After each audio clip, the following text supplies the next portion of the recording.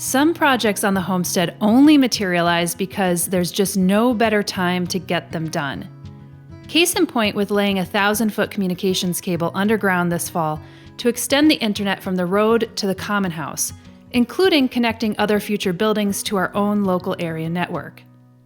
This video will take you through step by step so you know how to do it, what tools you need, and also any unforeseen challenges you may encounter.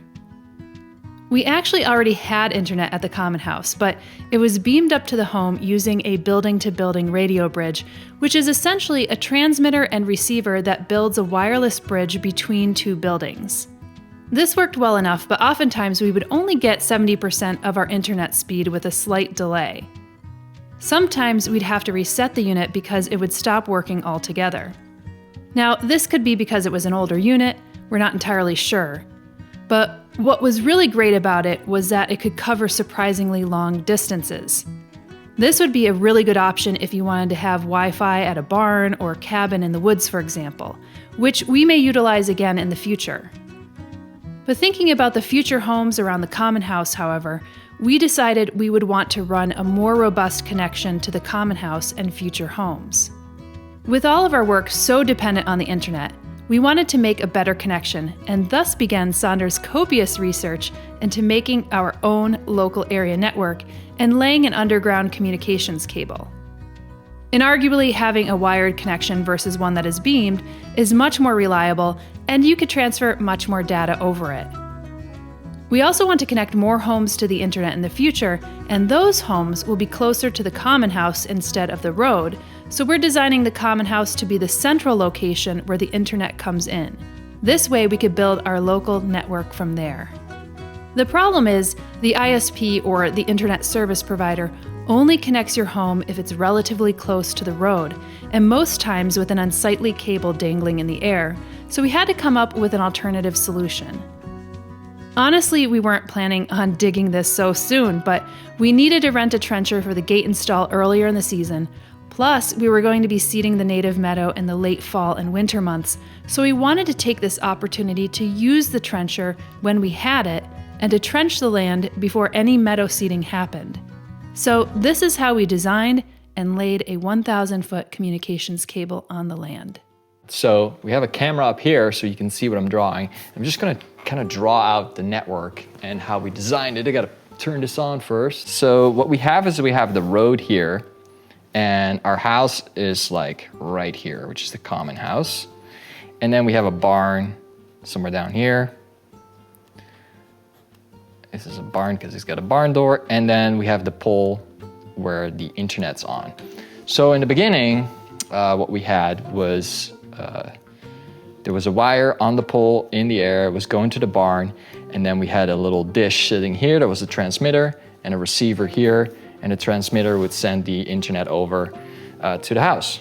That's cool, but yeah, eventually we want to make this the central location, because what we're going to have is we're going to have a greenhouse here, and then we're going to have some more homes and maybe like a cabin down here. There's two things with networking. There's the WAN and the LAN. You sometimes hear about that. And the WAN is the wide area network. It's basically the internet out there. And then you have the LAN, which is like your own local area network. Ideally, what we have is we designed this in a way where between all our buildings, we have a local network set up. Because that way, if you wanted to send a file from your computer somewhere in this building to this computer in this building, it doesn't have to go out to the internet, to some kind of server from Google or Amazon or whatever, and then come back to the house. We want to set it up where we have a direct connection between the two, because it will be much faster instead of having to send it out super far. Another reason to have your own local network is for security reasons. It's much more secure if we send a file between two homes versus having it leave our local area and have to go to the internet. So those are some of the things that I wanted to make sure that I took into consideration with designing. There's a problem with this distance that we have here, because what we want to do is we want to make this the central point. So that means that there will have to be a cable going from the pole all the way to the house. But this distance here... And that's 1,000 feet, right? Yeah, this distance is 1,000 feet. So if you look up what like a normal Ethernet cable could you know, what the distance is that data can travel on a cable like this, it's about 100 meters or 330 feet. After that, the signal just drops and you won't have any connection. So that means we have a limit with this cable of how far we can actually send something over. So we can't just keep this connection, put a switch here, and just put a cable like this between. Ideally, we need to use a different cable. What the difference is between fiber and this is that this is, I believe it's copper cable. Probably copper. Yeah, there's 8 wires of copper in there that are twisted so there's no interference. So it's an electrical signal. Fiber is glass, and it's so thin that it just bends like this. And you have 2 types of fiber cable. There's single mode, which is very, very thin. I think it's like 1/5 the size of a human hair. It's incredible. That's what this is. So here, I took this from the cable company. This is basically 1 strand of single mode fiber cable. I can't Look at the hairs. I have to get a strand in there. So, mind you, this is actually in, you see the orange here, that's like a little cable sleeve that it's in. I'm not sure if you can see that on the camera here. So yeah, the glass is inside this orange here. So it's super thin and flexible. Now, single mode fiber is the thinnest. You also have multimode cable, and that's a little thicker.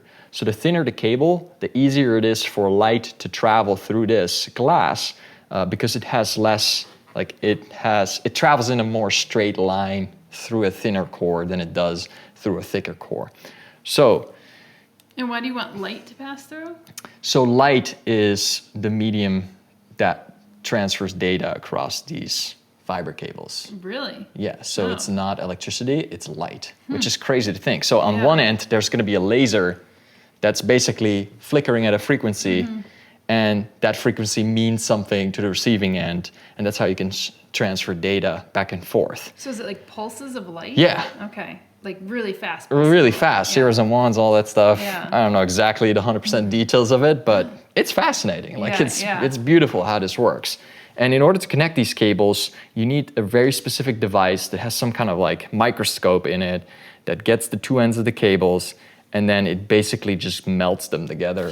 Fuses them together, and that's it. And that's something you can't really do as easily as with these copper cables where you have a bunch of wires coming out and you could just connect them to a connector. So now that we know the difference between the copper cable here and our fiber line, we now know that we need a fiber line from the pole to the main house in order to make this the central location. So one thing we need is a single mode fiber line. Where does the fiber tap out? Like this is 1,000 feet. Can you go?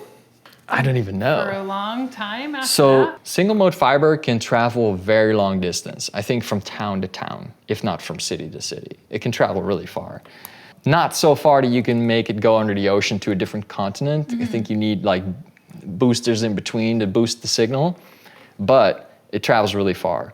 Multimode cable, which is the thicker glass, it's still very thin, travels on a shorter distance. So here I have a little cheat sheet. There's so-called OM3 cable and OM4 cable, and OM3 is good for 300 meters, which is close to 1,000 feet, and OM4 is good for 400 meters, more closely to like 1,300 feet. So what did we get, OM3 or OM4? So we got, well, so first of all, this connection here, in order to get our internet from our internet service provider, which is your ISP, this is a single mode fiber cable that we basically purchased from them because we are going to be a customer, so they're willing to help us out. So we basically asked for a single mode fiber cable from them, and it came on this huge roll. And it had like 12 of these strands in it, meaning that we can future-proof it by hooking up 12 homes here to the internet if we ever wanted to.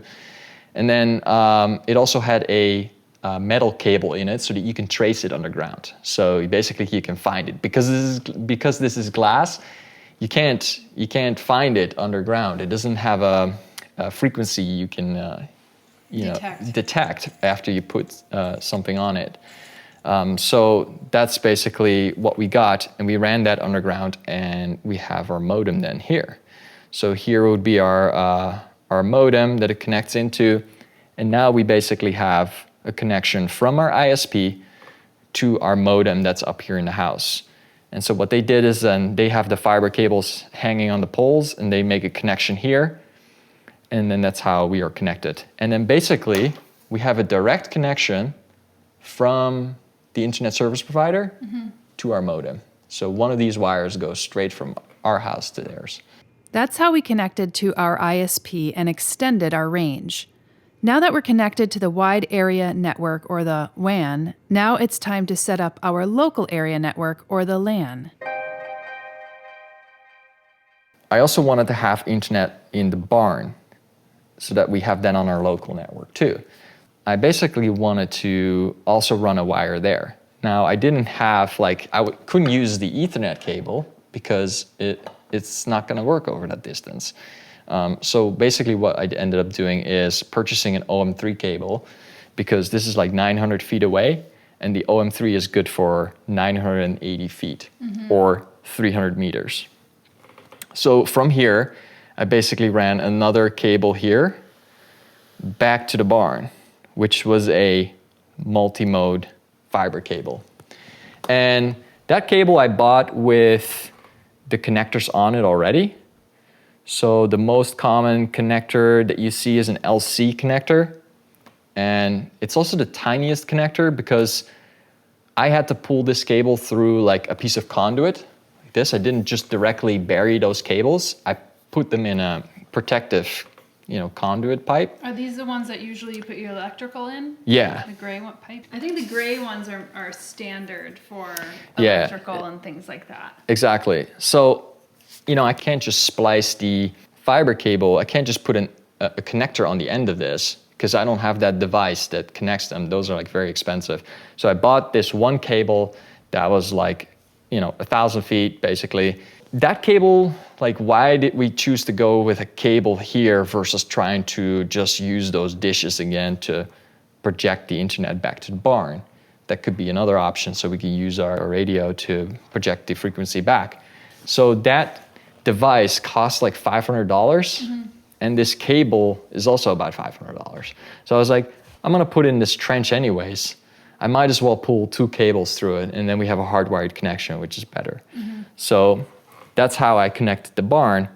Now then I also wanted to connect the greenhouse that we're gonna get there in the future. So that greenhouse was actually not that far away, so it fell within the 330 feet.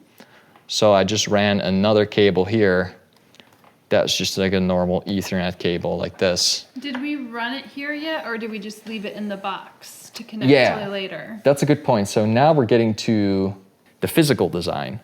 Over such a long distance, it's very hard to run a cable through a pipe. Ideally, you put some subway stations in so that you can go from one station to the next, and then to the next, and then to the next. Over here, what we did is we put in a pull box so that the cable comes out of the ground. The other 2 cables, they're gonna continue down to the road, but this one for the greenhouse actually came out of the box. There's a couple types of different cables for these Ethernet cables. Most commonly used are the cables called Cat5e. Then you have Cat6, and then you have category 6A. And what we used is 5E because so the 5E is cheaper and it's easier to work with. It's also thinner. But the further you go up, the beefier the cable becomes. So I'm not sure what this is, but here on the side you can see some text, and it usually says what it is on the cable. Do you see it anywhere? 568B. Oh yeah, here it 5E, is. 5E, Cat Yeah, 5E. so here you can see that this is a Cat5e cable. This is unshielded, I believe. You want to get a shielded cable if there's a lot of interference, which we don't have. It's fine to get unshielded. There's also a couple things you got to pay attention to is that Cat5e cable, which is this one, can transfer 1 gigabit of internet over 100 meters, which is 330 feet. So that's our limit right there. But it can do 10 gigabit, which is 10 times the amount of data, over 45 meters, 150 feet. So it's about half the distance it can do 10 gigabit. Now Cat6 cable is basically the same measurements, except that it can do 10 gigabit over 55 meters, which is 180 feet. So like 30 feet further than what Cat E can do. Right. And over here, for example, I have a Cat 6 cable. And this one is actually a direct bury cable. So that's... So you don't need a pipe. Yeah, but it becomes really strong when you do put it in a pipe. Yeah. So that's actually what we did. I don't feel comfortable burying a cable without a pipe. Yeah, I know. We found a lot of like buried cables, like not in pipes. Yeah, it works. Yeah. But it's just not ideal. So there's a rating for that. Here on the corner, you could see that it says CMX. And CMX means rated for outdoors.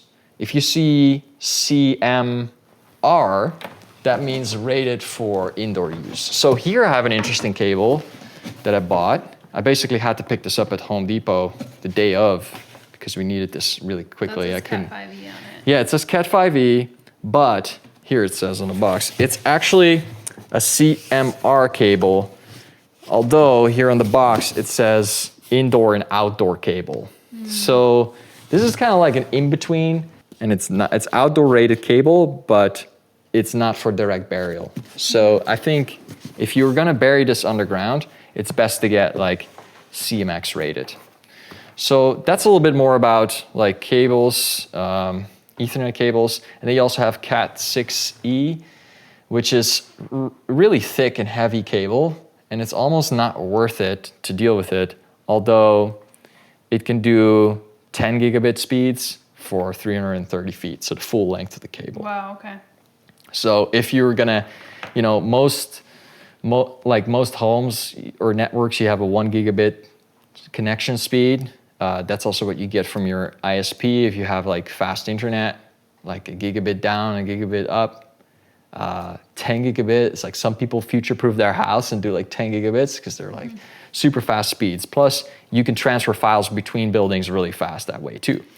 I mean, those are things that were all interesting for us because we all work in the digital space. Yeah. And Joey's maybe doing film and photography, and you're doing like really intense animations. I'm doing video. So so these files are huge, and we want to send those to a Dropbox or to WeTransfer. So that's why we need fast connections.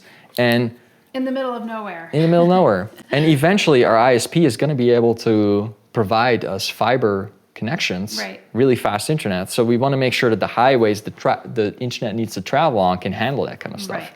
Now, the connection between our house here and the barn is actually a 10 gigabit connection because as far as I know, the fiber cable can transfer 10 gigabit and we've connected them on each end. So you can't really plug a fiber cable into your router or your modem. You need to have what's called a SFP port. And when you're just getting into this is all very complicated and confusing. But the so the SFP port basically takes these adapters. So on this end, this fits straight into your router or your switch, and then the fiber cable goes in here.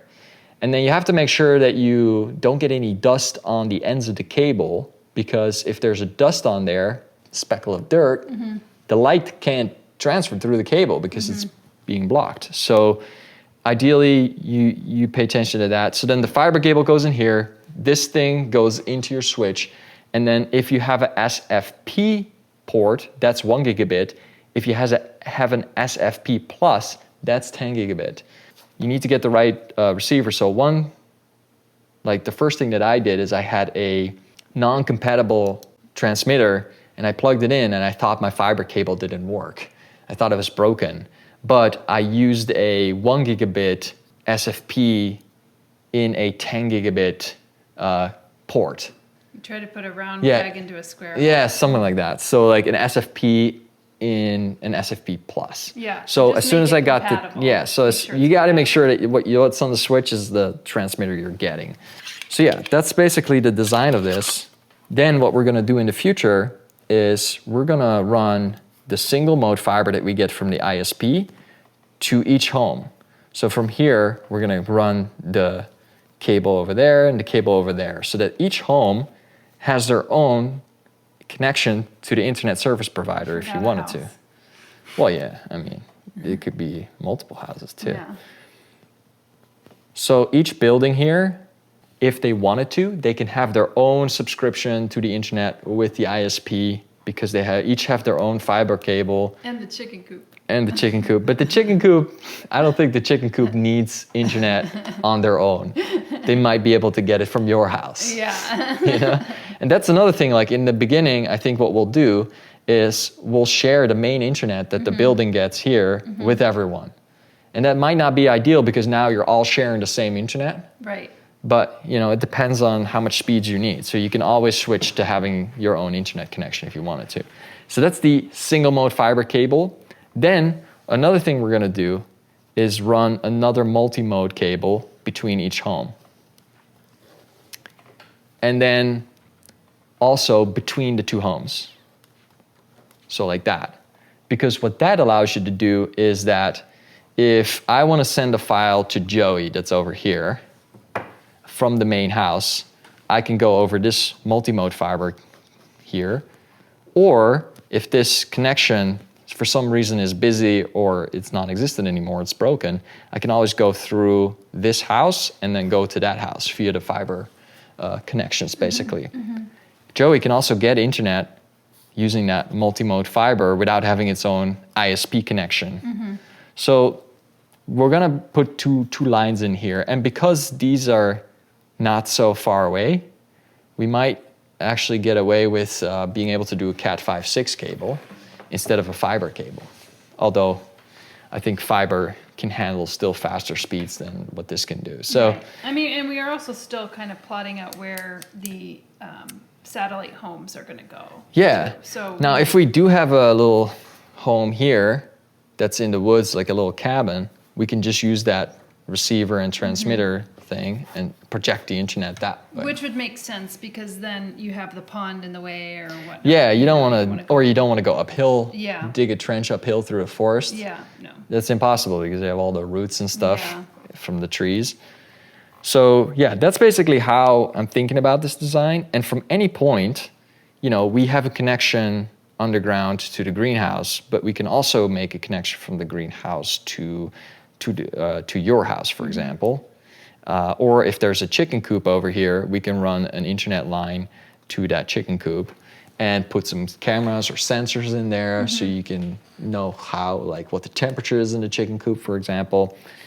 So everything is now connected on the property, and we're using basically fiber lines for the long distance runs and Ethernet lines for the shorter run. So let's talk about the physical design of this, because you already mentioned that we need to be able to have this cable come out of the ground, but the other ones need to continue. So having a trench or having a piece of conduit that's 1,000 feet long is going to be very challenging to pull a wire through. There's a very long distance. So, Especially if it's not straight. Especially if it's not straight. There's this rule within conduit and pulling wires is that you cannot have more than 360 degrees of bends. So this is 90 degrees bend. So you can only have no more than 4 of those. You can only Less have, than 4. less than 4. And you Yeah. already noticed, like, we had, I think, 270 degrees at some point. It became Right. really difficult to pull that wire through it over 240 feet. So try to design your run as straight as possible, because it's going to be easier to pull your cable through it. What we ended up doing is every time we had a major corner or turning point, I would break it up and I would put a pull box in. And a pull box is basically just a box with a lid on it that you can take off, and the 2 pipes come up. The cable comes out of one pipe, up out of the ground, and it goes back down into the other to continue to run. So I identified the major corners on the property and some of the major features where in the future we might want to have run a cable through. So the first one, we had to get out of the house like this, and that run was like 60 feet. I needed to make a sharp turn there, so I thought I'll put a pull box in. That pull box is also towards the other buildings, towards these houses. I should actually draw it over here, although it gets a little... Yeah, so where it was. Yeah, it goes towards the houses. So I thought, like, well, if we ever need to run a cable from the barn to those homes, I don't want to have to go through the house here and go back. I want to be able to come out of the ground here and continue to one of those homes. So that's where I put the first pool box. Then we turned like a 45-degree angle, and we went to the next pool box, which is down here, which is where the well is. And I know that the greenhouse is really close to the well. And in the future, we're gonna have to dig a trench there in order to get the water from the well to the greenhouse. So I know that when we're digging that trench, we can continue the internet in there. So that's where I put the other pool box. Then I put one pool box in the field. I believe this was like 200 feet.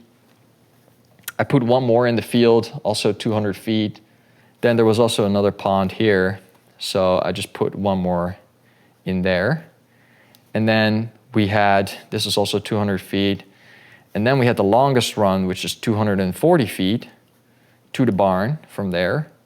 And then this was like 100 feet from the barn to the pole. So that is that 1,000 total? 940. Well, you're not including this, right? 60. That's 1,000. Yeah. Yeah. So that's 1,000 feet. So those are basically the lengths. And you can see that the longest run is 240. So this design is very important because the next thing we'll talk about is some of the materials that I got in order to pull this off.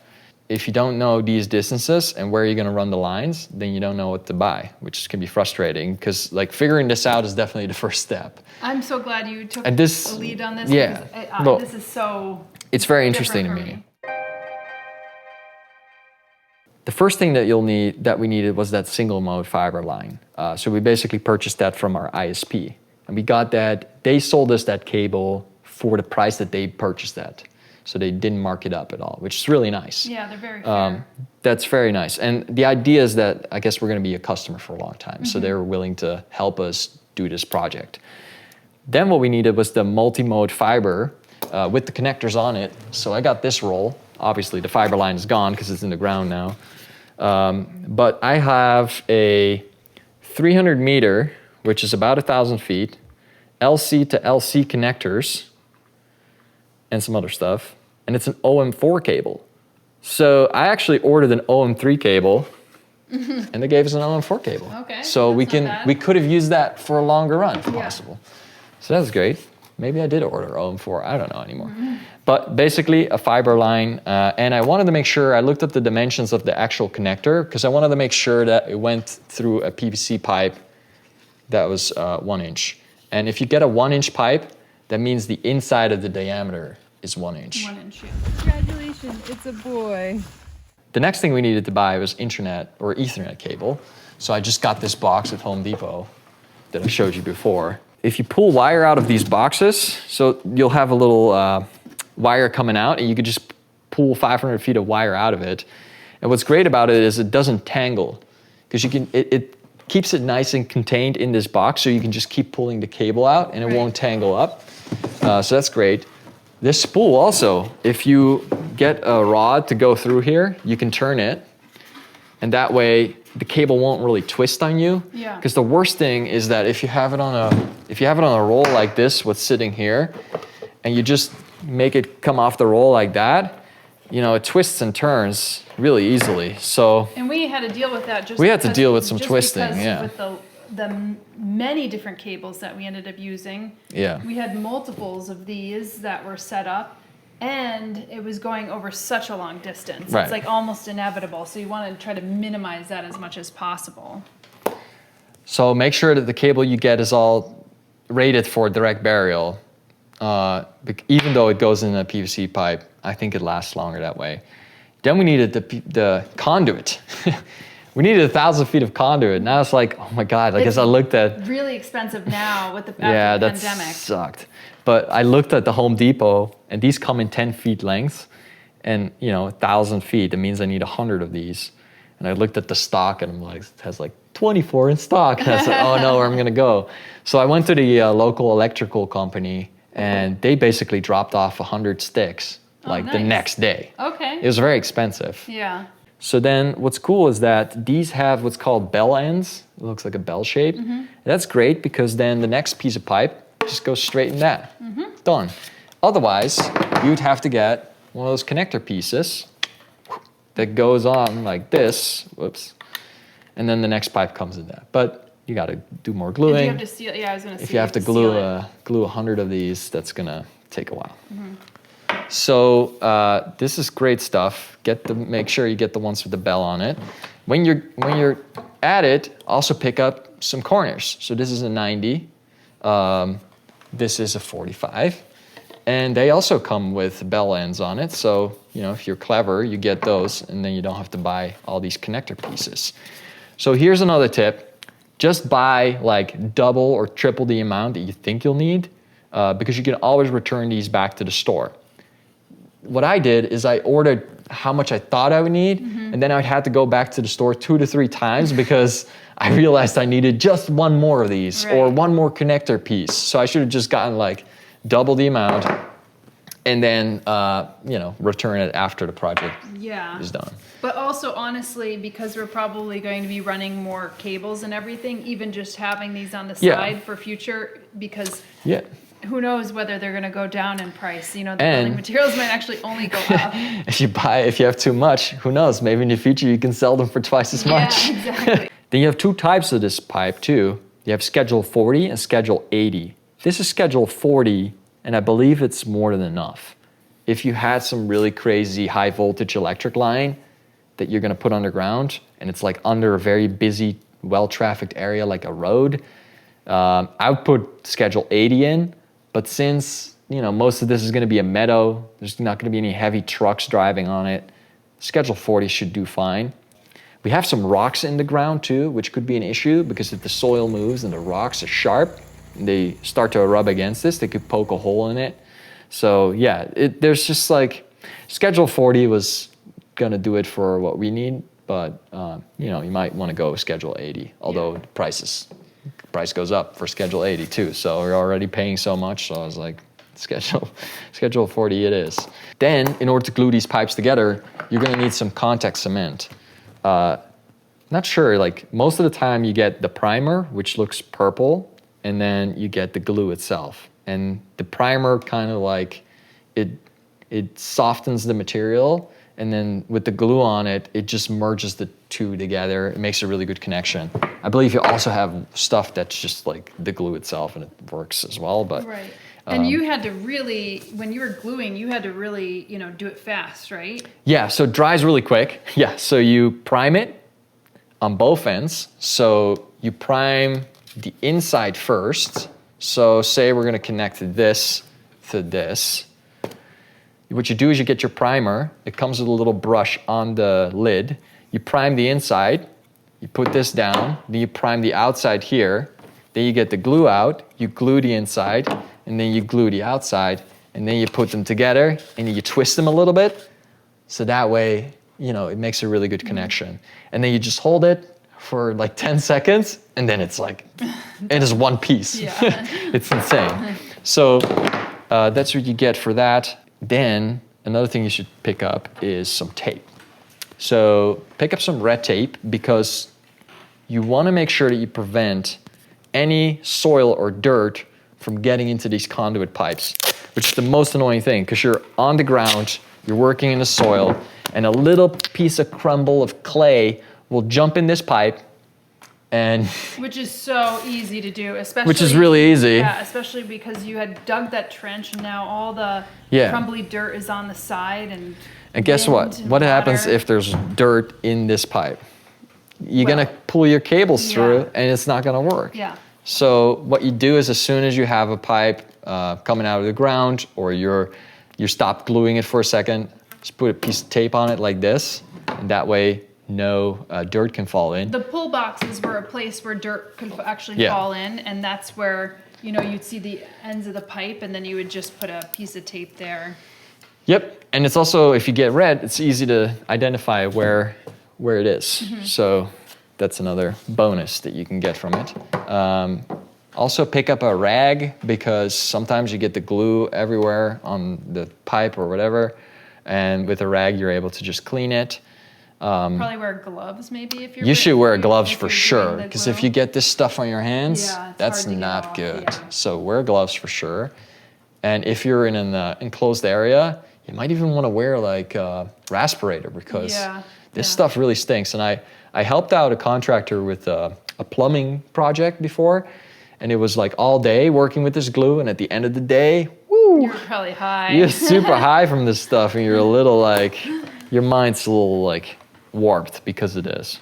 Let's see what else we need. We need some pull string, and that's what I have over here.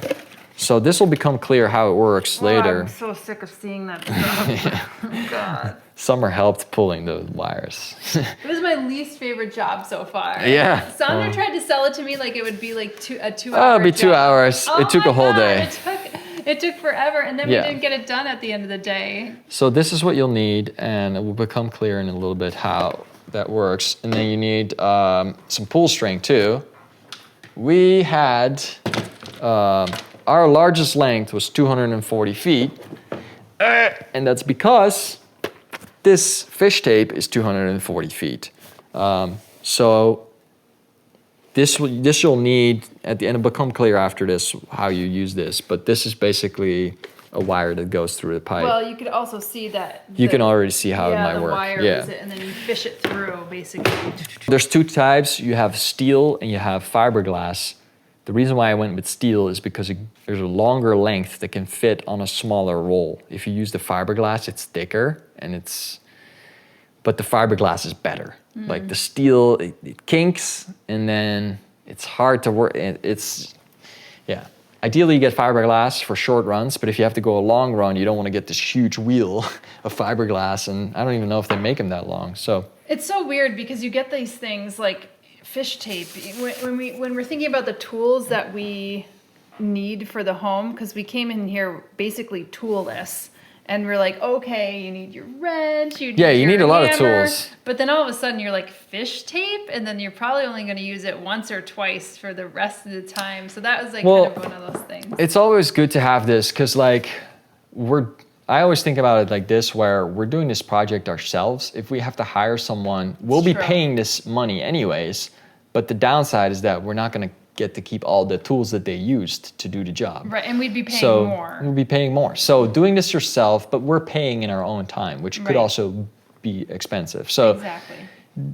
The benefit of doing this yourself is that you end up with all these tools, and you could put your own wire in the future because you have all the tools. It. So a couple other things it's handy to have is like just a tape, just to measure the length.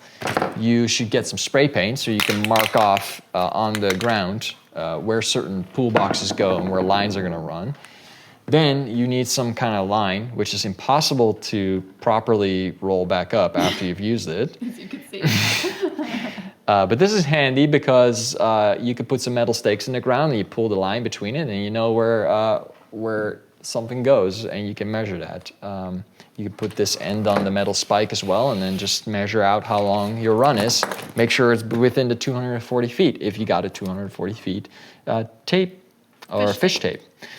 So that's basically all the tools. Pick up some electrical wire, because once you have a bunch of these cables coming together, you'll want to bundle them, and a great way to do that is with some electrical tape. And I think that brings us to actually how to make this trench. Okay. Then let's go to making the trench. So now we have the design of what we want our network to be. We have a physical design of where we want our pool boxes to be. Then it's just a matter of like marking it out on the land. So you're just gonna get some metal spikes, put those in the ground, put the wire between them, measure how long it is, refine your drawing. And then what I did is that once I had the line, I used the spray paint, and I basically like ran down the whole line, and I put a line on the ground, just so that when I have the big trencher machine, I can look back and I can see where the line is, so I can go in a straight line. Because I did that the second time, because after I saw how crooked the first line was, I realized like I should mark off like so I go straight. Use the paint. Don't make the same mistake as I did. Oh, before you dig, there's one really important thing. Dig safe. You gotta call Dig Safe or some kind of utility company. Yeah, to yours in your state, to make sure that you don't have a pre-existing electrical line that you're taking out, and because that would be a huge tragedy. And I mean, you don't want to hit a an electric line with like high voltage in it, Yeah. when you're on a machine like this, it's gonna No. either create, I don't know what's gonna do. I mean, it it might would probably kill you, and then it might kill you it too. would knock out, you know, the Yeah. electricity. So they are more than welcome, more than happy to actually come in and Yeah, it's you a know, free service. map So that out, and I absolutely encourage it. And because we, you know, took on this land, we didn't know, and there are buried lines in here, and we were finding them kind of everywhere, and some of them were irrigation lines, and maybe not something to worry about, but we don't really know, and so it Right. was important that we had somebody come in and, you know, find the electrical lines for us, and we marked those off. They'll mark them off with like a red flag. yeah, flags and also spray paint. Yeah. So I just got scared to death because I saw these little chips coming out of the hole here, and I hit a pipe with this. Now there's nothing to worry about because I knew this pipe was here because they ran a pipe along the edge of this pathway here, and the power is off. This was a pipe that actually went to the well, but you know, it's always a little scary when you see something like this, because you never want to hit a pipe. But look how shallow this is actually buried. I'm going this deep, 18 inches. Anyways, I knew where most of the lines were, although there was, I mean, here's the drawing that the previous homeowner gave us. For some reason, the barn over there has an electric panel on it, and there is voltage to it and that has to get there somehow. So that means that between where that panel is and between where the transformer box is, there needs to be a line somewhere underground there. So think about this when you're on your own property. Think about what buildings are getting power, where are all the meters, and check where the transformer box is, because there needs to be a line underground to those boxes. Usually those lines are buried like 2 feet, but you have no idea. Right. On this weird old sketch that I had, it said 12 inches. On the sketchy sketch. Sketchy sketch. So like 12 inches, there was a line there. So yeah, I had to dig that by hand, but we'll get to that. So once you know where all the lines are buried, then you get the trencher out and you start digging. So the controls of this thing are actually pretty easy. So if you step on this platform here, you have the engine here, which you pretty much always put on the fastest mode. This is the digging boom. So if I push up, it goes down, digs further. If I lower it, it goes up. These two handles control the tracks. So if I push the left handle here, this can go back and forth. This is the right track. And then this little handle here, if I move it over to where the rest is, it starts digging. And if I push it further to the right, it actually goes in reverse. So if you're stuck on something, you can actually undo it. So it's really intuitive controls, and it makes for really easy digging. It's like, this tool is so crazily violent. It's just basically a huge ass chainsaw that just cuts into the ground. It looks like a dinosaur chainsaw, like something out of the prehistoric tool era. Yeah. So, but it's an incredible tool, because if I had to do that by hand, oh, that would have been a nightmare. Well, you had to do some of it by hand. Well, I had to do some of it by hand because I knew that there had to be a power line crossing where I was going to dig the trench. And also, you right in the area where we had just put those garden beds too, and it's like up near the house. Didn't you dig there? Because So that line, I knew it was there, and that's the first line. I actually cut through that line because I knew there was no electricity going through it. It was just an old line. That's what this line was actually. I see. So this is what I took out of the ground, and I knew it was there, and it had 2 power lines. Probably one going to the gate downstairs and one going to the well to power the pump. Once you have the trencher out, you just lower the blade and it starts just cutting, and it will rip through everything. Roots, old pipes. Like, I basically saw white PVC like parts shredded, like coming up. And I was like, oh no, I hit something.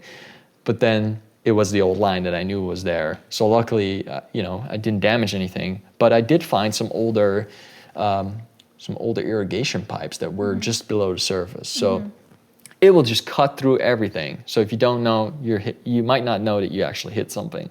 And if you do hit something, there's no going back. So yeah. so some of the areas I had to dig by hand. 2 areas that I dig by hands. The one area where that power line had to cross somewhere. I didn't want to damage it, so I only went 1 foot deep instead of 2 feet deep. Another area where I couldn't really use the trencher is right near the house because there was a tree next to the house and all its roots had really established. Yeah. So I basically like, be careful to be around the roots. I dug all the soil around the roots. And you really like an wove archaeologist. It. You wove it. And I was like, you know what? If I can get the pipe to go through there like this, like we can figure it out. So obviously you don't want to be too close to the roots because the roots will grow and they'll get bigger and may squeeze this out. I mean, you could see what roots do to pavement sometimes. Yeah, and sidewalks. So, you know, make sure you go deep enough, go under those roots and then come back up. So those are the 2 places that I had to dig by hand. So yeah, you're going at least 2 feet deep. 1 feet is fine, I guess, but it does, like if you bury it too shallow, what can happen is that the pipe is getting pushed up over time. And where you can see that happening is near the gate, we put another pipe in and I didn't put it as deep. Yeah, it can get pushed up, but then also the soil can wash away. Erodes and washes away, which we also found out happens. Yeah. Well, near the road, there's a little bit of a drainage issue, so that's where the soil and the pipe comes up. Yeah. Where the trench turned into a canal, and all the soil was being taken down. Yes, and that brings me to the next point. Or before that, you have a couple more steps. So you make sure you go at least 2 feet deep. Get all the big rocks out because you don't want the rocks sitting right up against this pipe. Then what you got to get is this trench shovel, which is basically a normal shovel but really thin. And you can use that to make sure that the bottom of this trench is as flat as you can possible because this pipe is going to sit on the soil. You don't want a huge gap underneath here because then this is going to bulge or sag if there's a lot of weight on it or if a truck drives over it or something. So you want to make sure that the bottom of that is nice and flat. And then another thing that people do usually is they put a layer of sand because the sand is really soft. We didn't do that because I didn't want to buy 1,000 feet of sand and have to put that in there. Yeah, that's gonna, without machines and everything. I know, and we have like clay soil. Then once you have your trench finished, then you have to glue all the pipes together. So what I did is I just laid everything out and then I went from one pipe to the next and just glued them all together using the bell shapes. Another important thing is that we're on a hill. Over the 1,000 feet distance, there's like a 50 feet drop. So we're going from the house, which is up high, down to the road. You want to make sure that the pipes that you're putting in, you want to make sure that those bell shapes are pointing uphill. And the reason why is because if you draw this, I mean, it might make a difference, but maybe not a huge difference. If this is the bell shape of the pipe and you glue the other pipe in here like this, you could see that if you try to pull something through here, that if the wire comes out here, it bumps against this like rounded section and it might continue more easily than if you were to pull it this way where it might hit a sharp end on the pipe. Yeah. Now, I'm not sure if this is 100% legit, but just in case, I put the bell up because we're gonna pull the cable downhill because you don't want to be pulling uphill. You need all the help you can get when you're pulling the cable. And there is there is a section near the barn where if I draw a cross section of it, it might be like this, with the pipe buried like that.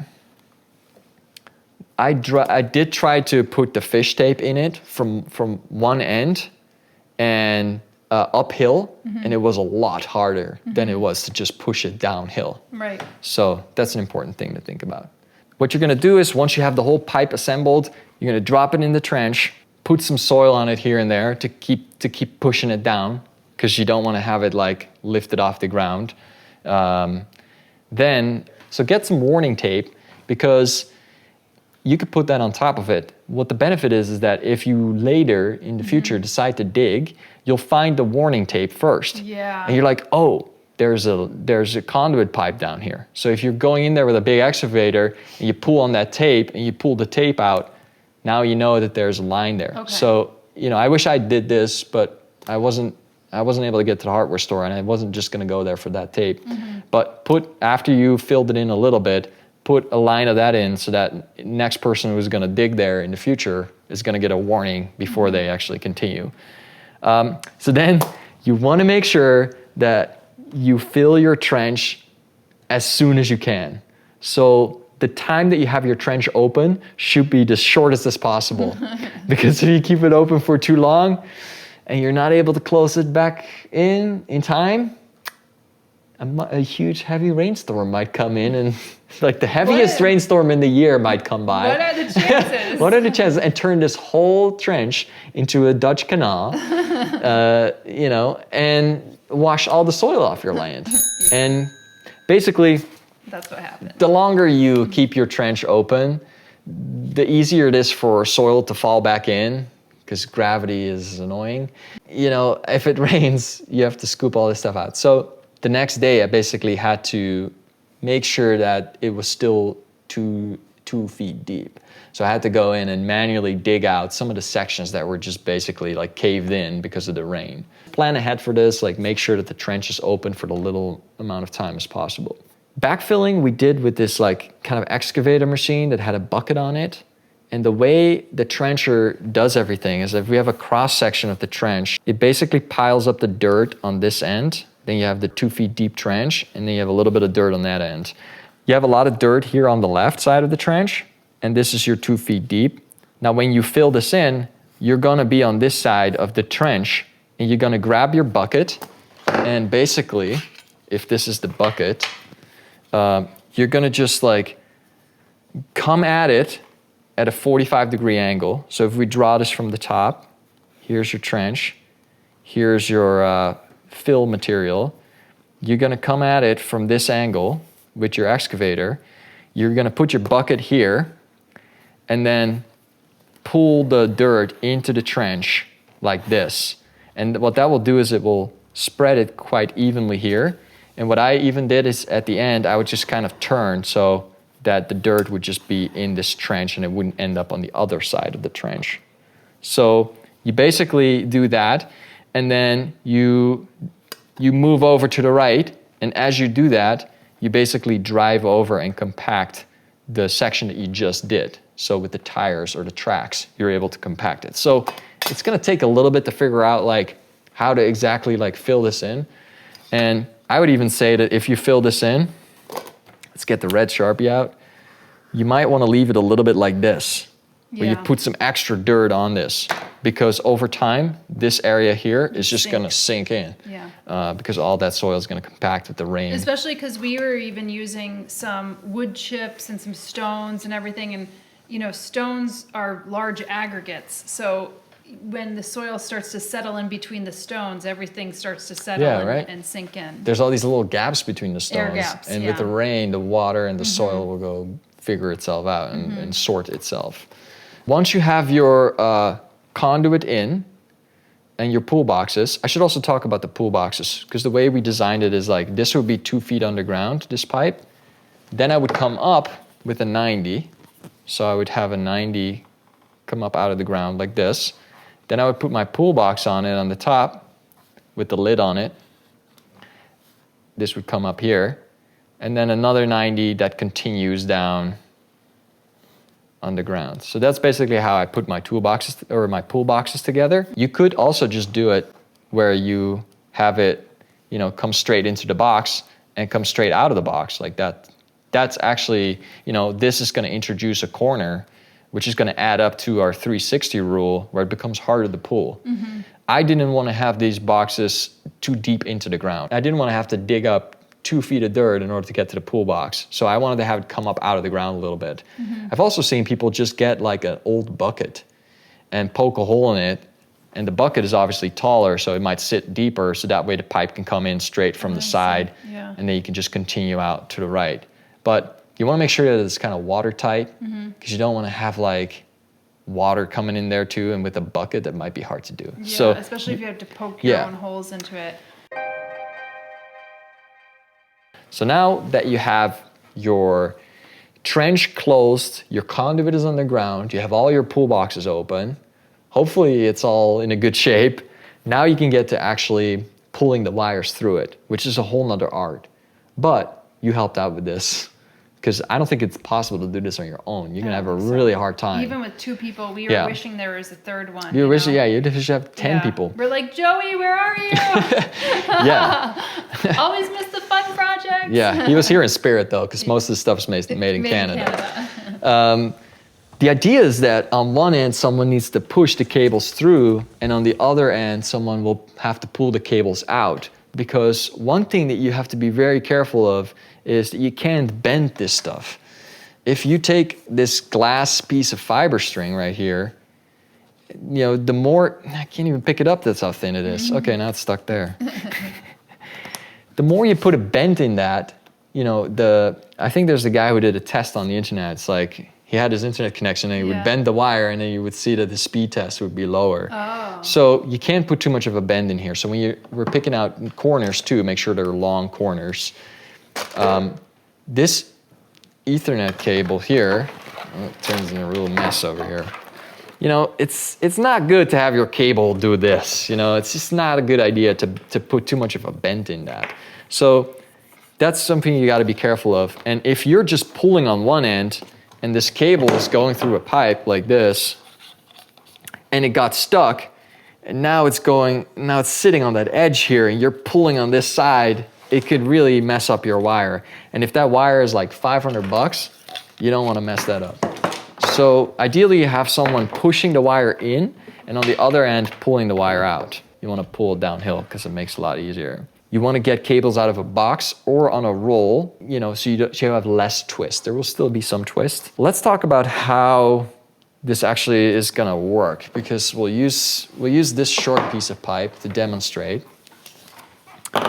So the first thing, so let's put on some 90s and some 45s here. So the first thing you want to do, and I had to figure this out, and why people do it this way, but I eventually realized this. Careful for your eyes. Maybe we do a shorter run, because this is going to be a little hard. But, well, let's try it. Yeah. So the first thing you do is you want to feed your fish tape through it, because you can't just shove the cables through here. Well, one cable was actually quite stiff, so for the last run that was only 100 feet, I just pushed the cable itself, and it went on its own.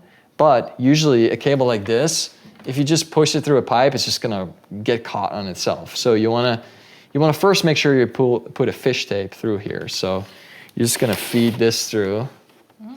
It's already getting stuck. Yeah. Here, let's just use this piece of pipe. Okay. You can put that away. Okay. So you put your fish tape through all the way through to 200 feet. On the other end, you're gonna tie your pull wire, which is this stuff. Then you're gonna pull your fish tape back out, and at the same time, you pull your wire through the conduit here. You almost need a longer piece, but what you can imagine is that, I'm gonna put this thing away. It's so heavy too. It's really crazy. It becomes really unmanageable at some point too, if you have to do a really long run. So at some point, what you're gonna end up with is this wire being like sitting in your pipe like this. Once you have your pull string, now you can start to attach your cables to it. So imagine this is the fiber line. The fiber line goes on there. You just wrap some tape around it. So we had the single mode fiber. We had the multi-mode fiber that goes to the barn. We have the Ethernet cable that was going to the greenhouse. And then I bought some extra pull string to also attach another pull string here. So that's 4 wires total. Because if you pull this out, at the same time, we can be pulling another pull string in that will sit in the conduit for in the future. If we ever wanted to pull another wire, there's always going to be another pull string in there. We don't have to do the fish tape thing again. And in order to make sure that they're all streamlined, you want to offset the connectors a little bit. And they're a little bit offset so that it's kind of tapered, and that way it travels easier through the conduit. From what I realized, I think you could just tape this to the line with the wire and make sure you have a good connection like this. I don't think you should really tie too many knots around this because it could potentially damage the wire too. So just like get some tape like this, get a long piece, and make sure it's just taped on a longer stretch, because then it will get more pull strength. That's what we basically did. And after we pulled it through, we made sure, so imagine this to be the entire 1,000 feet of line. And imagine this to be the first 60 feet. So we're starting at the house uphill, and then we feed the fish tape through. Then we connect the pool wire. We pull the fish tape out, then the pool wire comes out. We attach that to the cables. Then the cables, I push the cables in, while at the same time you pull the cables out, like this. And then I'm gonna feed the entire 1,000 feet through that downhill. And by the way, I'm getting so much of this stuff that I had to walk it out. Yeah, you know, so a problem is doesn't- going to be at Summer's end is that she's going to have like 900 feet of wire coming out on her end that she has to like coil up somewhere. And the best way to make sure that it doesn't get into a big knot is to actually walk it out. To walk it out over a stretch and just kind of zigzag it so that you can see the line visually and it's not like all coiled up, because this stuff gets tangled so easily. So easily. And you can't just cut it and start where over. A third person could have really come in Yes. handy, of somebody who, like, I had to now spend my time actually pulling it through and then walking it out, whereas a third person could have actually helped like walk it out. And then when we got to the kind of towards the end of it, I was like all the way down at the other end. It's tricky, especially when you do such a big length. Maybe there's better ways to do it. I don't know. We're just doing this from not knowing anything about this to now kind of knowing how to do this. But maybe there's a better way. If you know a better way, please leave it in the comments and we can talk about it. But you know, ideally, instead of pulling 900 feet of wire out and then having to go into the next pipe, you know, ideally you feed it into the next pipe already and then you pull the wire out, but you feed it into the next one immediately. Right. But that means you need to have one person per pull box in order to do that action. I think if we had 4 to 5 more people, we would have been able to do this quite fast because the most time was actually wasted by having to walk this wire out and having to then push it all the way back in. But yeah, that's roughly how we got it done.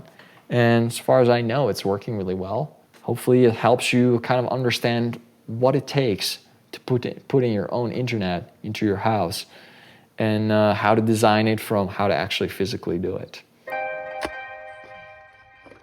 There was a place where the pipe had come up more like this, almost like a 90-degree angle, right? Because it was put in and Oh yeah.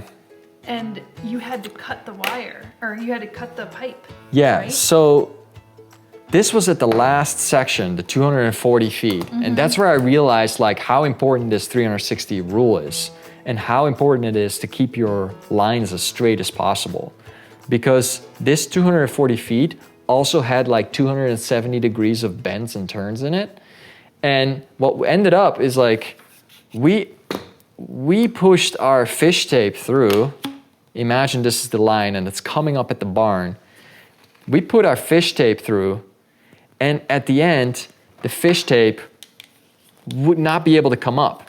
Like you would be pushing on the other end, which is 240 feet away, and it would just get stuck in this corner because for some reason it's not round enough at the end to push up. So when I was looking down the pipe, I could see that the fish tape was there, but you know, and what I did eventually is we got an old coat hanger, I believe, and I pushed that down in order to grab the fish tape and we pulled it up. Right. The problem was that was actually one pool box earlier. Yeah. The problem we had near the barn was that there was another section of pipe sitting on top of that, which made it very hard to see if the fish tape was actually there. Because it was so far down. Because it was so far down. In the corner. And you couldn't just put a coat hanger in because this piece of pipe was like Tall. 4 feet. So that's another thing that you might want to consider is if you're doing a lot of turns, maybe you keep some of these connections loose like this, or you glue them later or something. It's not like they have to be watertight. You know, water's not really going to be able to get in here that easily. So, you know, make it easy for yourself and like make sure when you push the wire through that maybe you keep one of these connections open because it might be easier to get that last little bit figured out. Yeah. So if You we're basically had to cut the wire, and then you went and got another one of these, which again, to your point, you want to get more of these than you have to. So, you know, if you couldn't get your wire through here, you could always say, pop this off, see what's going on, pull it through, pop this back on. But it also really depends on where this pipe ends. Because if it goes into a pull box that's on the wall, you can't just push this pipe up because it will go into the pull box. Yeah. So think about this very carefully and just make sure that you attach everything at the right point so that you don't get into the situation where you're gonna have a problem and you can't get it out. And then we tried a couple things. We also tried pushing the fish tape through. Once it got stuck, we tried pushing the fish tape through the other way. Yeah. But that was even worse because now we got stuck like halfway. That's the fear, right? Because you start pushing this through and there's actually markers on that fish tape so you know how many feet you've already pushed through it. And you know that run is 240, so if you get stuck at 60 and you can't push further, all kinds of thoughts will go through your head like, oh shoot, did this pipe break and I just buried it 2 feet? Yeah. You know, or what if water got in or whatever, like, or soil. So yeah, it's eventually I think what happened is that there may have just been a connector like this and it wasn't such a smooth transition, and the fish tape just got stuck because, like, you know, the end of this is not that smooth. There is something about doing this yourself where it's still sort of easy enough to do it and you could save a lot of money that way, and you're also not sure what you're gonna get if you're gonna have another contractor do it. And it's very expensive because one of the things that's super expensive in hiring contractors is digging and excavating. So like saving a lot of money there by doing it yourself by hiring a trencher is like the way to go if you ask me. Or you have to pay for it and that's gonna just increase the whole bill. I think it could have been almost three times as expensive if we had to hire someone. So, you know, it takes a little bit of your own time, but hopefully now you understand, you know, if you have a contractor do this, I'm not familiar with these wires and what kind of data you can push through it and how to set up the network. Like, if you have someone else do it, you might realize in the future that you don't have enough like data you can push through it or something. So designing it and knowing about it is important, so you know what can be possible. So now I can plug a computer in the barn, and the computer can see a computer here on the network, just as if it was sitting right next to it, and they're very high transfer speeds. So that's really cool. So yeah, hopefully that informs you on how you might potentially approach this on your own. Hopefully you don't have as much as 1,000 feet to deal with. Hopefully it's less, because it'll make the project easier and cheaper. And then you have your own local area network. You can build your own local area network, and you keep building it out as you put more buildings down. And all the wires will be nicely underground, not be visible above ground.